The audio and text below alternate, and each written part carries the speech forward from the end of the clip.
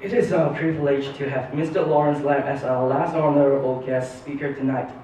Mr. Lam was the president of the 9th Information System Society, City University of Hong Kong Students' Union. Now, Mr. Lam is the director and the founder of the Peoplenet Personnel Recruitment Limited, which is a dynamic executive search firm managed by experienced business professionals and consultants. And he has a team of proven professional recruiters specializing in finance, IT&T, architecture and design, and gaming. Before he set up his company, he served for PCCW and HSBC. Now, let us extend our appreciation to Mr. Lam and welcome him to come onto the stage for deliver his speech.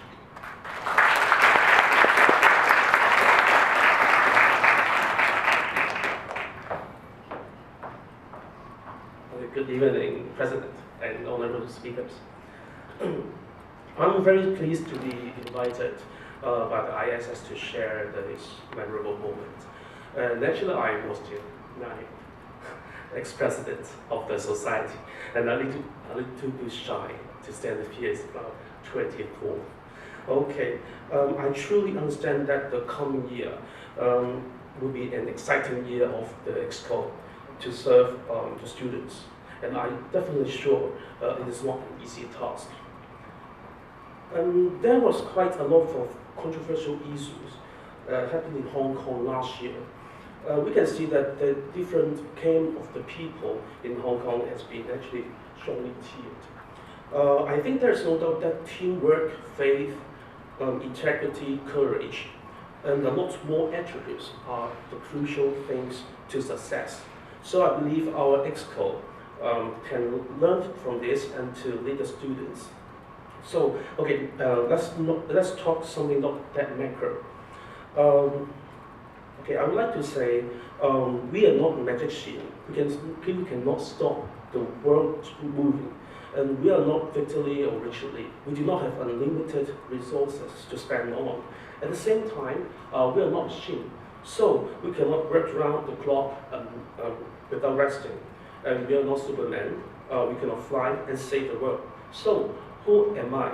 This is actually a very important philosophical question to ourselves. Generally, people would like to tend to be dishonest to himself with several kinds of reasons. However, with that dishonesty, it would be most likely makes a wrong decision or never improves itself. I personally like to understand myself by some interesting and proven tools. Say, for example, Enneagram. And I think there are many other psychological tools available at the market or at the internet that you can choose to better understand yourself. After a year or two from now, I think when the student, maybe the student here, will have graduated, they may need to choose the route of their lives and maybe their career that is issuing a new passion for himself.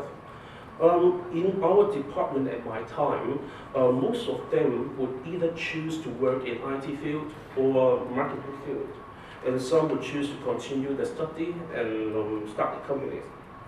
And all before graduating, I think you have already planned to make these decisions, but not after graduating. I would highly recommend you to consult your mentor and get more information from different aspects. There will be a big cost of you if you didn't start at the right point at the beginning. Okay, in this new era, we should also think broader. Say, for example, geographical opportunities. For example, the ASEAN growth opportunity and the One Belt One Road. These two topics were pointed out in the government budget this year. And government has also allocated resources to provide internship program for the students to work in ASEAN countries. Even for startup, there is Cyberport and a science park, but also there is, at the same time, there's Zhongguancun in Beijing. So that if you not only think about what you can do in Hong Kong, and actually you can think broader geographically or maybe vertically or horizontally. So it is important that for our fellow students to know what is changing, as changing is happening in our lives, and changing also creates opportunities. We don't have to scared of change and be positive. Before the recent job, I had worked as a system integrator, handling government and commercial clients from their initial project idea to their tender bidding and to the delivery. And I did apply quite a lot of the concept and knowledge acquired from the study of PBA information system to the actual work. And currently I'm running a recruitment agency company. My education background is, as said, BBA Information Systems and actually MBA of Finance as well. So I'm quite familiar with IT, finance, and general business sector.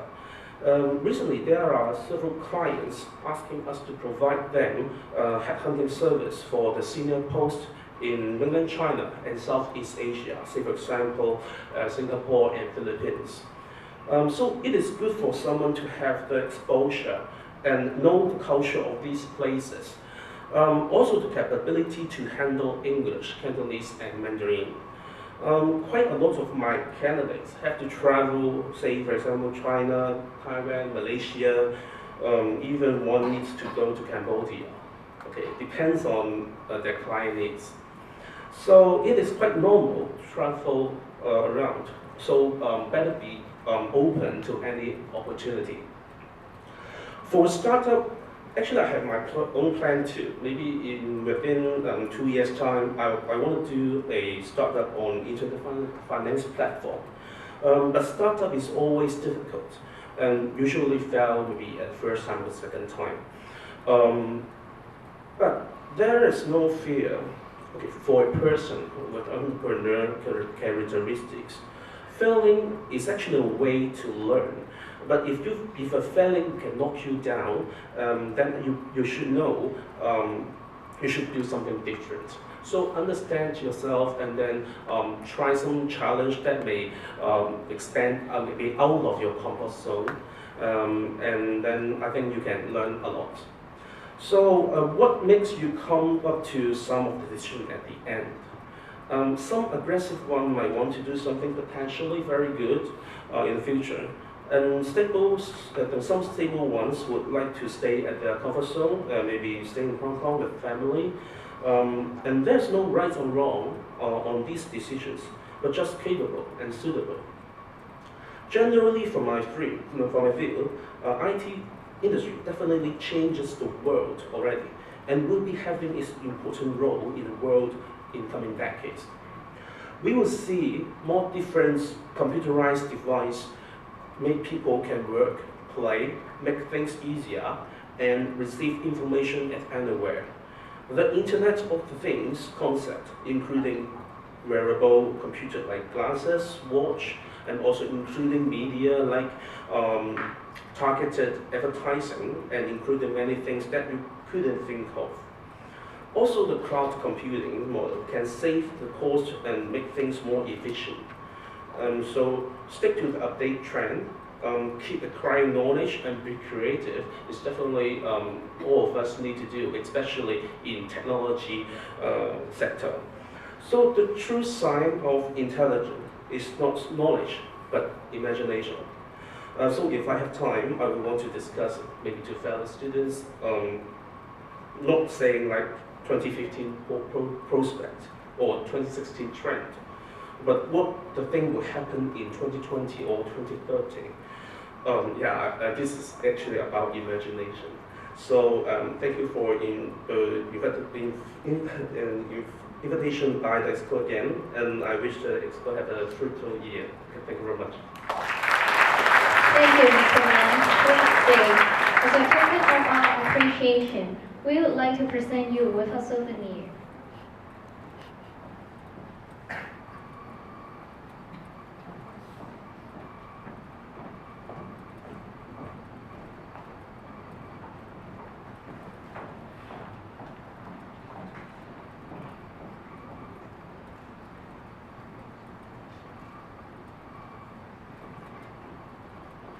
Thank you.